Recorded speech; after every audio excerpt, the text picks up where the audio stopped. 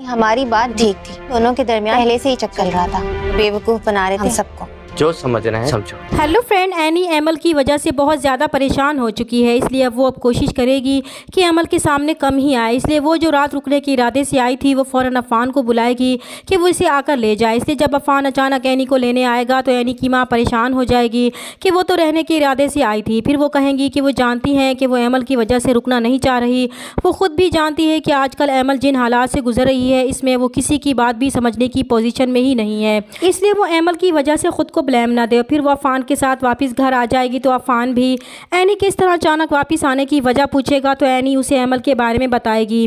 तो अफ़ान उसे समझाएगा कि वो अमल को इसके हाल पर छोड़ दे। उसे यकीन है कि इसकी ये गलत फहमी भी बहुत जल्द दूर हो जाएगी।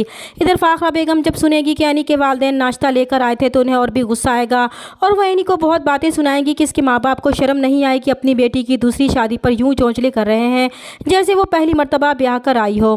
तभी दुर्दाना बेगम भी आग लगाने से बाज नहीं आएंगी कि इनकी बेटी की पहली शादी हुई है लेकिन किसी को भी इसकी परवाह नहीं है और इनके चोंचले हैं कि ख़त्म होने में ही नहीं आ रहे। तभी अफ़ान भी वहाँ आ जाएगा और उन्हें जवाब देगा कि भले ही एनी की दूसरी शादी हुई है लेकिन वो भूल गई हैं कि इसकी तो पहली शादी है और वो अपने सारे अरमान पूरे करना चाहता है, लेकिन इन सब ने तो इसे अकेला कर दिया है, यहाँ तक कि इसका वलीमा भी अटेंड नहीं किया। इसलिए अगर वो नाश्ता लेकर आ भी गए तो ये तो उनका बड़ापन है कि उन्होंने इसकी खुशी को दिल से कबूल किया है, इसलिए वो इनके मामलात से दूर रहें तो बेहतर है। इधर एनी के दिल में भी अफ़ान के लिए मोहब्बत पैदा होना शुरू हो जाएगी तो आयमा से बर्दाश्त नहीं होगा। वो इन दोनों को खुश देखकर अब इनका जीना हराम कर देगी और एनी पर तंज करेगी कि इसने तो यूं ही तमाशा बनाया हुआ था कि अफ़ान ही इसके पीछे पड़ा हुआ है।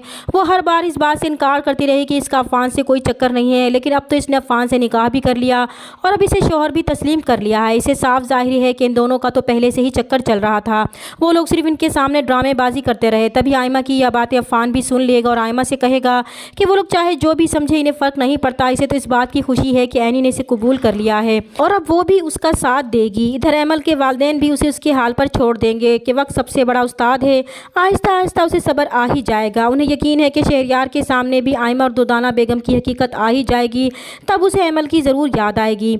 एनी की तरफ से भी वो बहुत फ़िक्रमंद थे, लेकिन अफ़ान की वजह से उन्हें कुछ तसल्ली भी थी कि वो शहरयार जैसा बिल्कुल भी नहीं है। चैनल पर नए हैं तो प्लीज़ चैनल को सब्सक्राइब कर दें। मिलते हैं नेक्स्ट वीडियो में, तब तक के लिए अल्लाह हाफिज़।